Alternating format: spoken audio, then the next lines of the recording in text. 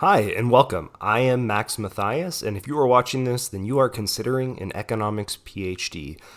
Before I start, I would like to have a disclaimer for this video, which is that these are suggestions or recommendations based on my experience going through the Econ PhD program.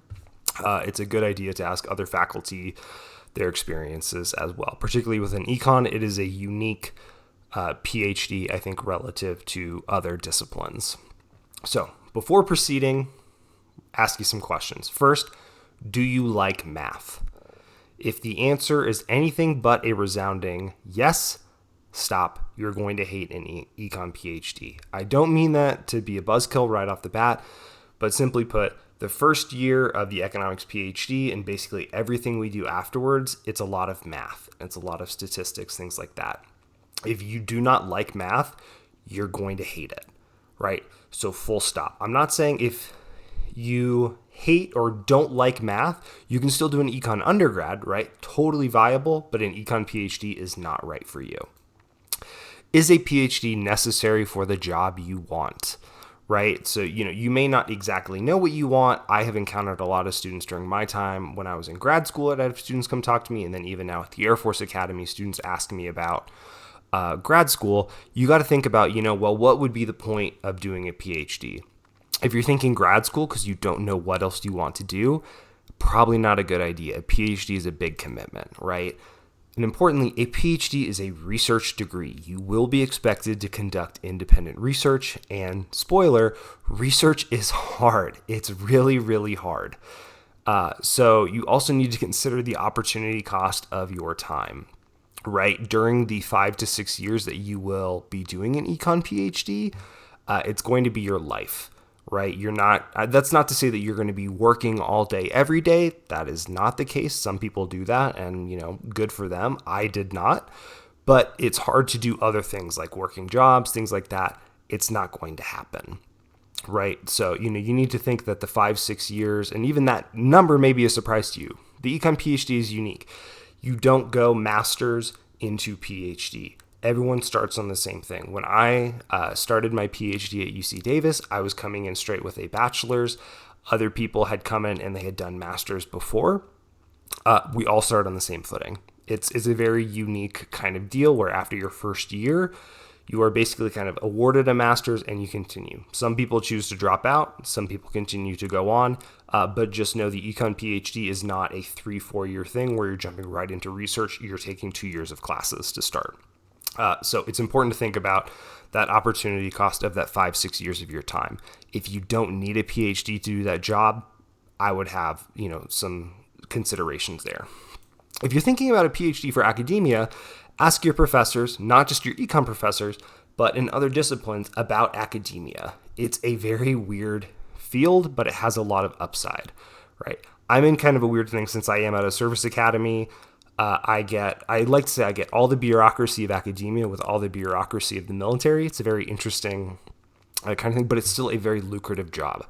I basically have summers off to do research or, whatever I want. If I'm not teaching, I am on campus because I'm expected to be there for the students, but it's not a very rigid schedule. It's quite flexible. If you're not going to a service academy, all you got to do is be there for teaching and office hours. So much flexibility. It's fantastic. Now, if I haven't scared you off from doing a PhD yet, let's talk about what your undergrad kind of portfolio needs to look like. So the first thing is, what classes should you take? Well, within the economics major, you want to try and take all the advanced classes you can. I know that a lot of schools don't offer these. I was lucky enough at my undergrad that we had both an advanced microeconomic theory and an advanced macroeconomic theory. Basically, take all this hard stuff and then econometrics as well. If there are multiple classes in the econometric sequence, take all of them. They give you an idea of the rigor of the first year. I will also be forthcoming. They are much, much easier than the first year will actually be. It is brutally difficult. I'll talk about that in just a couple minutes.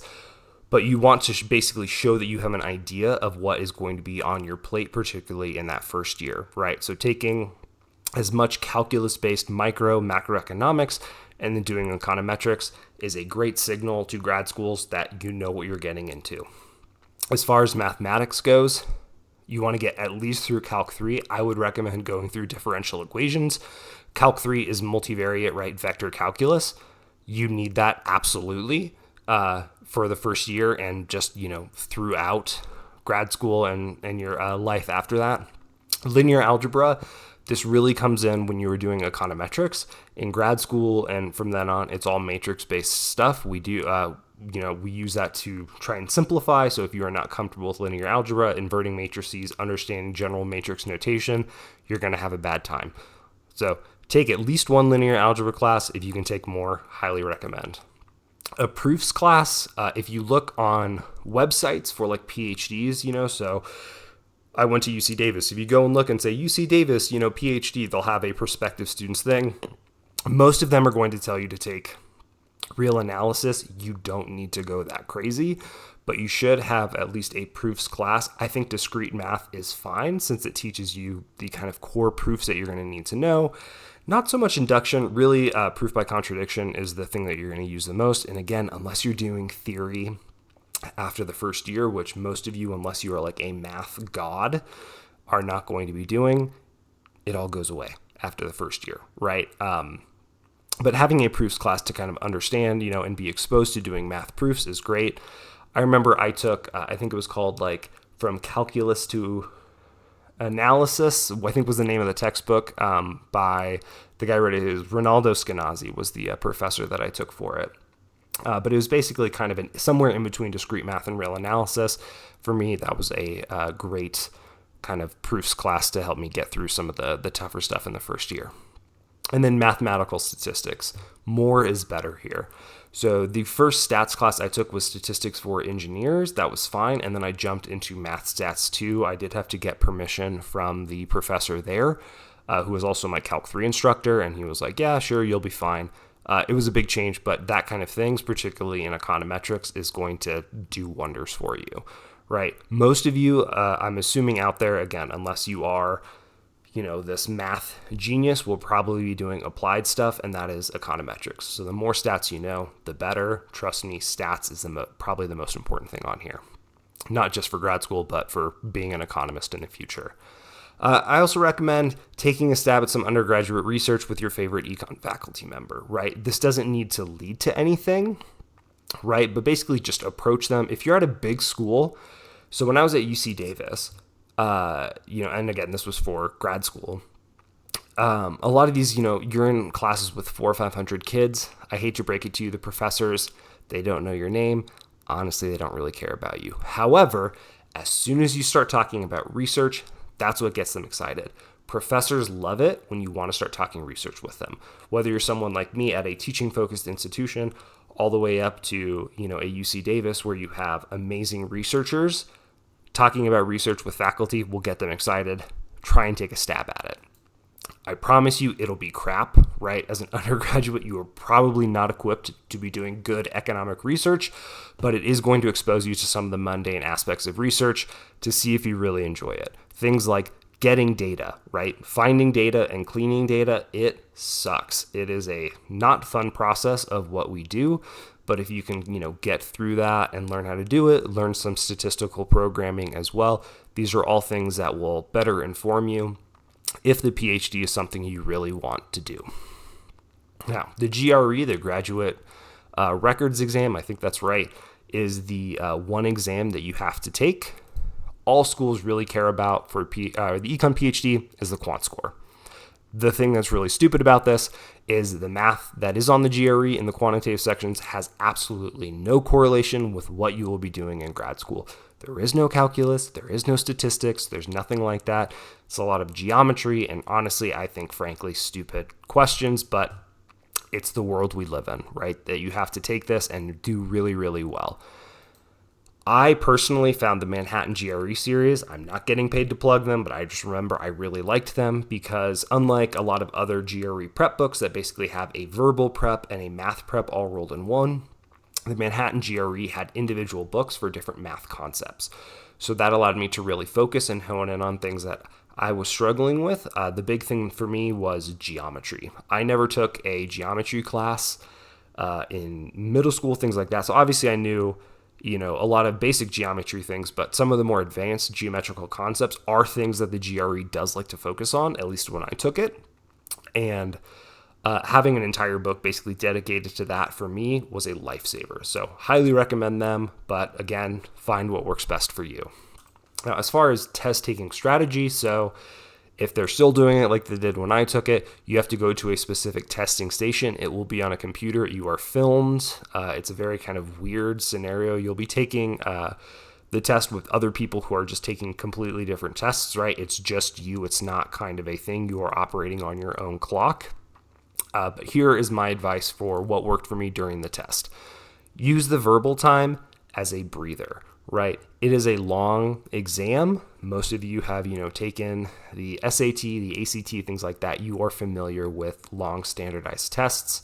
Here, because all you care about is the quant score, use the verbal time as a breather. I'm not saying totally skip it, but basically answer it as fast and as accurately as you can, and then use that remaining, 15 minutes you have to go to the bathroom, take a deep breath, prepare yourself for the math things. That is where your focus needs to be for the test. For the writing, argue the pros and cons of the prompt. This is another thing that for me really was an afterthought. I remember I looked up an article, I think the night before I took it, and basically they said more or less the same thing, right? So the prompt I got was something about polar bears and melting ice caps, right? And what we should do. And so I was like, well, the pros is we don't want polar bears to go extinct. We need to think about them. The cons is, well, what would be the economic impacts of reducing emissions?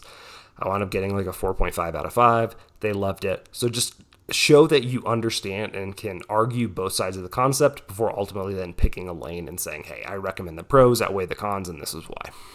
For the math itself, skip the hard ones on the first go round, do them later, right? I want to say it's 20 questions and you have 25 minutes, maybe 35 minutes to do it. What you really want to avoid is missing easy questions because you spent too long on a tough one, right? So take 30 seconds, look at the question, think if it's something that you can knock out within a minute. If the answer is yes, awesome, give it a go. Do it. If it's one of the harder ones, and there always are, 2 or 3 kind of difficult questions per quant section, skip it. It'll let you know that, you have skipped it, and go back and do it later. After that, review, check for mistakes, right? But basically, I am someone who can do math very quickly. I used all of my time on all of my quant sections, going through and double, triple checking, but I think this is the best strategy to maximize your potential score. Now, as far as applying to grad schools go, basically here, as far as a strategy for applying, you want to balance applying to too few schools versus too many. So if you apply to too few, you could have a scenario where you don't get into any programs, and that's horrible because basically you have just wasted an entire year, right? And when I say the admission process is noisy, it's random. Personally, for my thing, I got into schools. I got into a couple schools that I wasn't expecting to, and then I got rejected from some that I thought were slam dunks, right? So you don't want to have too small of a basket of schools that you're applying to, because it may just be a weird year and you don't get into any. But on the other hand, applying to too many is prohibitively expensive. At least it was for me. If you have unlimited resources, go ahead, apply, but also think about the opportunity cost. You're going to get fatigue applying to so many schools, right? I applied to only 8 schools back in 2013, and it cost me over $1,000 out of my own pocket, from application fees to sending the GRE. It's a lot of money. I can only assume it's more expensive now. So keep that in mind. I'd recommend applying between 5 to 10 schools depending on your budget. Again, I think that 5 should be a solid minimum, but that 10, if you have more money, go ahead. I wouldn't stop you from applying to 15, 20 schools, things like that. But this is my kind of take. 1 to 2, or some percentage, a small percentage of the schools that you're applying to should be reaches. For me, that was something like top 15 programs. For me, my reach schools were UCLA and Michigan. I didn't get into either. I was not expecting to. I wasn't bummed when it happened. 1 to 2 should be fallback schools. For me, that was CU Boulder and UC Santa Cruz. I got into Santa Cruz. I didn't get into Boulder. Things happen, right? Crazy stuff. It's a noisy process, but that was good. And then the rest should be somewhere in between. And this is where I really think the bulk of your time kind of thinking about where you want to apply to should be spent. I don't want to waste all your time talking about it, but the ones that I knew that were appealing to me is I generally wanted to go to California, so UC Davis and UC Santa Barbara were on the list for me there. I also think University of Arizona, University of Virginia, and I'm missing one more, I think, off the top of my head. Maybe I'll remember it later. But for me, I had looked at the relative strengths and weaknesses of those programs. For me, location was big. I wanted to go somewhere warm. And so those were all factors that came into consideration for me in applying to those schools. A little bit more about applying to schools. You're going to have to write a 1 to 2 page kind of cover letter talking about why you want to go there. You don't need to make it hyper specific to the school. You can if you want, but you don't have to. You can generally write a pretty, generic one. My advice here, be honest. Talk about why you love econ and why you want to do research. For me, I wasn't one of those people who knew what I wanted to do going in. I just knew I wanted to do this, and I had some, quite frankly, bad research experience in my undergrad. And by bad, I mean like it was bad research. But, basically try and let your enthusiasm for the discipline show through, right? That for me was the most important thing. I even tried to I'm not very funny. I tried to crack a joke or two. Some people, my family, when I showed them the cover letter, they were like, "Are you sure you want to do that?" I was like, "This is who I am." Right, I'm going to crack a stupid math joke during this thing. If they disqualify me for it, so be it. But ultimately, if that's something that they're looking for, so much the better. If you do have an idea about research topics you're interested in, though, go ahead and mention them. Right, so my research, I think we looked at something like welfare, and we tried to see how that would affect some wage for lower income people along the thing. There were a lot of issues, looking back, and it obviously would never have been published, things like that, but I'd mentioned that I'd done some research in that, right? You don't need to say, oh, this was the best research paper ever or anything like that. But, if you have done some research or you have an idea of what you want to do when you get there, yeah, go ahead and mention it. They'd love to hear that. If you don't, that's okay too. I even prefaced it, I have done some research in this area, but it may change. So be careful in mentioning specific faculty members you'd like to work with. Some of you may know that, and that is totally fine. Just be aware that, what you want to research may change. I went into UC Davis thinking I wanted to do industrial organization. A weird quirk of UC Davis was that their IO department was all energy focused. That wasn't for me. I went into applied and did education, right? And so if I would have said, hey, I wanted to work with, faculty member X because they do IO, I don't know how, basically just, again, be honest, right? If you can't think of a specific faculty member you'd like to work with, that's fine, right? You don't have to do that. That is not a necessary condition for you being admitted to grad school. What I will say from your own undergrad is choose faculty that, you took your advanced econ courses with to write your letters of recommendation. They'll speak to your quantitative chops, which ultimately is something that these schools are looking for, right? You may have had a really positive, great experience from a teacher teaching principles. That's not going to be that much value added when it actually comes to applying to these things. So I remember I chose who had taught my advanced micro, who had taught my advanced macro, and then who had taught my econometrics. Also make sure that you do well in those classes, right? Any good faculty member will let you know if they are uncomfortable writing a letter of rec for you. Just keep this in mind, right? If you basically got a C+ in that class, I wouldn't expect a good letter of recommendation from that person. They are going to be honest in, your potential to do rigorous research and ultimately survive the first year. So things to consider there. Now, the first year itself. This is a particular to econ kind of weird experience. So for those of you that don't know, but again, if you are watching this, then you probably do know, but you are going to take your course sequence, microeconomics, macroeconomics, and then econometrics, and then you're going to take preliminary exams. Maybe in all three, maybe in two, however it works, but the gist, right, is that if you do not pass all of the preliminary exams, you fail out of the program. You get 2 attempts, but still, if you don't pass them all, you fail out, game over. It's very stressful. I'm going to be honest. The first year of the Econ PhD, it sucks. There's a huge gap between basically what is economics at the undergraduate level versus what it is at the graduate level. Even if you are someone who, like me, took advanced micro, advanced macro, did a whole bunch of math and stuff in undergrad, it is a jarring shift. You are going to struggle. It's a lot of math. It's really hard. It's meant to be. Also, not the most popular opinion, it's not a good system for measuring research aptitude, but it's what we're stuck with. Basically, the people who are running these programs now, they had to deal with it, and they're basically passing this hazing ritual onto you. I don't like it, but ultimately it's where we're at.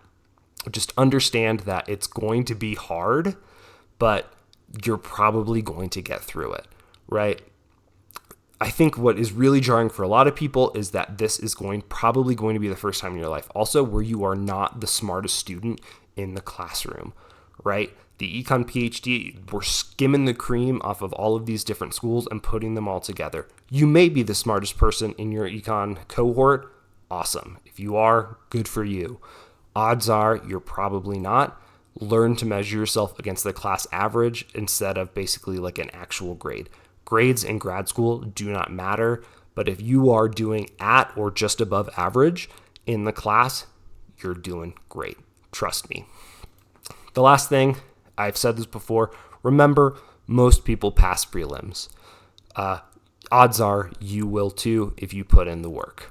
But it's that existential angst of knowing that they are hanging over your head like this sword of Damocles, right? That, you get there and you're already stressed about them and you still have a whole year to go. It's hard to deal with it, but the best thing you can do is stress management and then just basically keep your nose to the grindstone and work.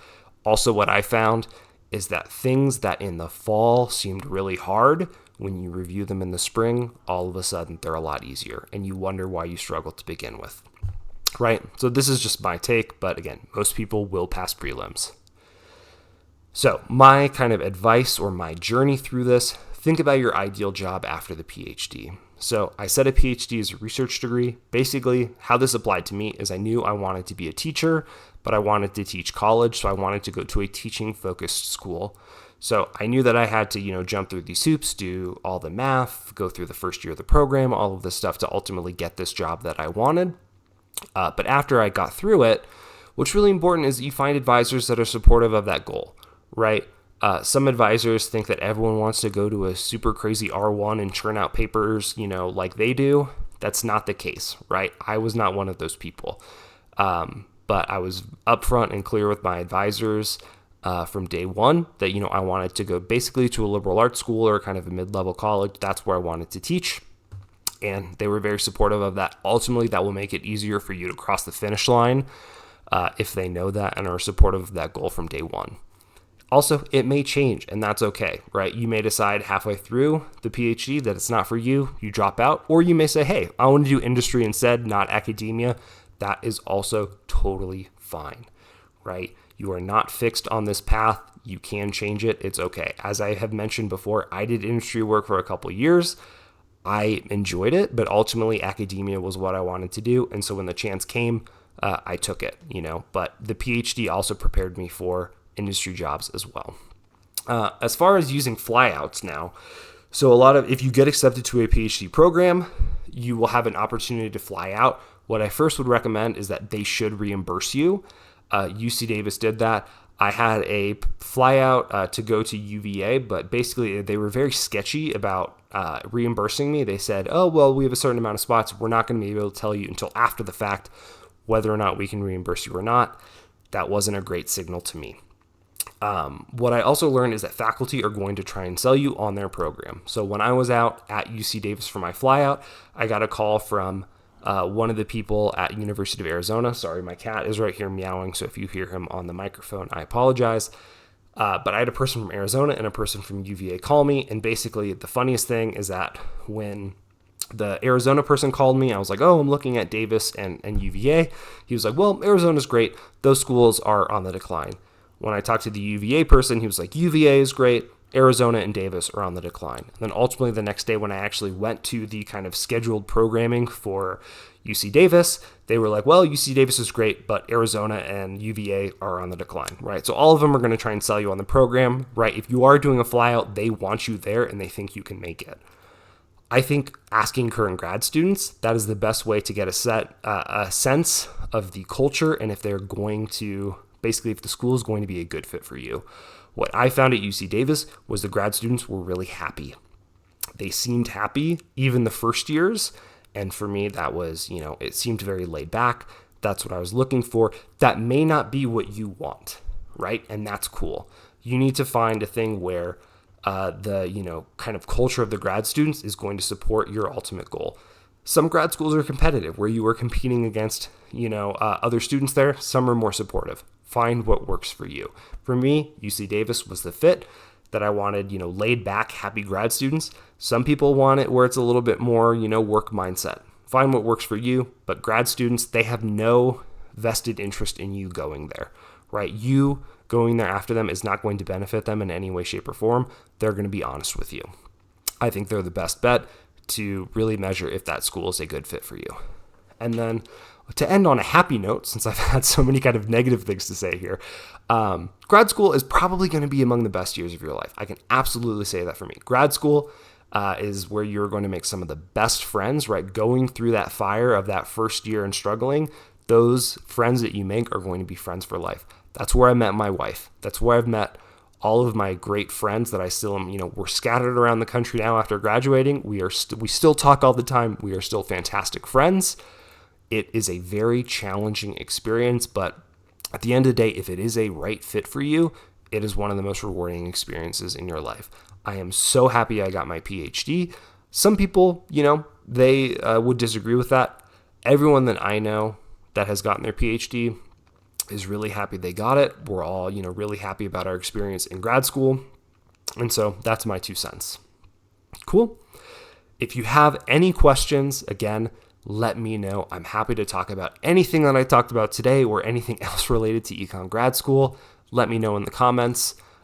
Thank you for watching this video. If you enjoyed it, please consider liking and subscribing to increase visibility for others, and I'll see you next time.